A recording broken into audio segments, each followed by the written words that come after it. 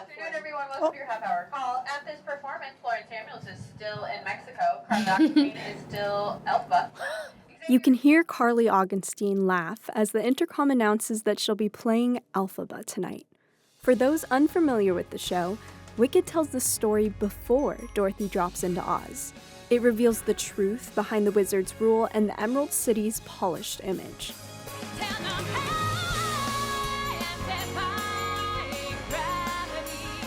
At the heart of all of it is Elphaba, a social outcast who must conform to the lies or defy expectations.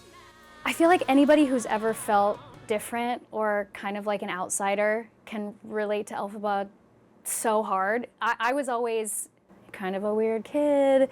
I had weird interests, and I also, as a kid, I struggled with OCD and anxiety. Other kids would notice stuff like that, and they would call you out on it because kids have no filter.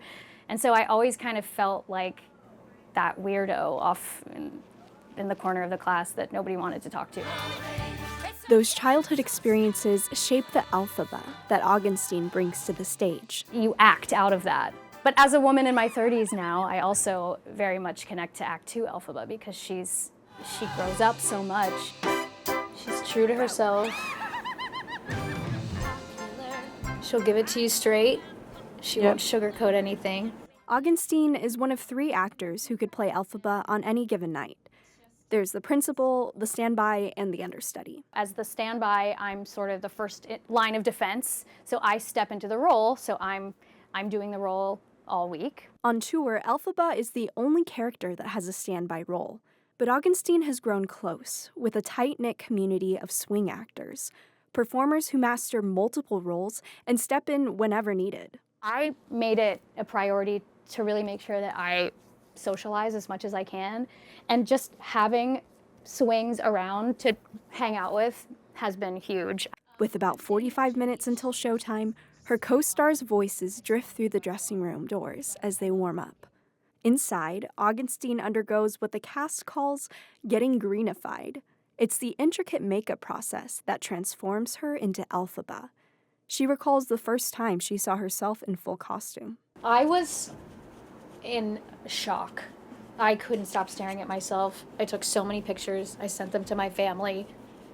And I did feel really beautiful. I felt gorgeous. And I do, every time I get green, I'm like, man, I wish I were green. Her makeup supervisor tonight is Christina Tracy. I really think that the makeup is so important for this story because the designer, Joe DeLude, when he was training me on the makeup, what he wanted was for the makeup to be so subtle that people kind of forgot that she was green as they started to fall in love with her, and that the real only difference between her and everybody else in the show is that she was just green.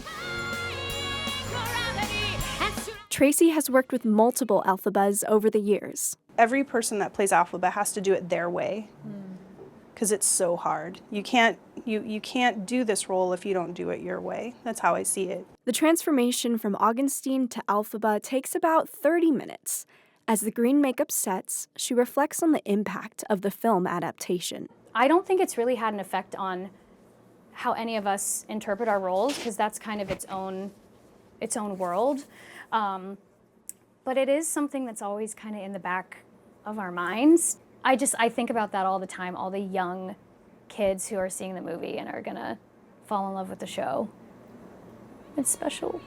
For her, making theater accessible to those kids is just as important. I also love the fact that we get to do sensory performances in certain cities.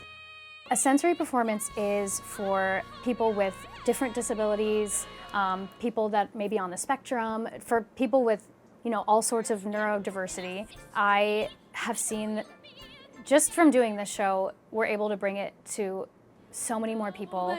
The more people we can bring this show to, the better, because it's for everybody. And in a moment like this, that impact feels even greater. I feel like no matter what year it is, you can be like, man, this is so timely. This is exactly what's happening right now. No matter what's happening in the world, it matters. Elaine Alfaro, KPBS News.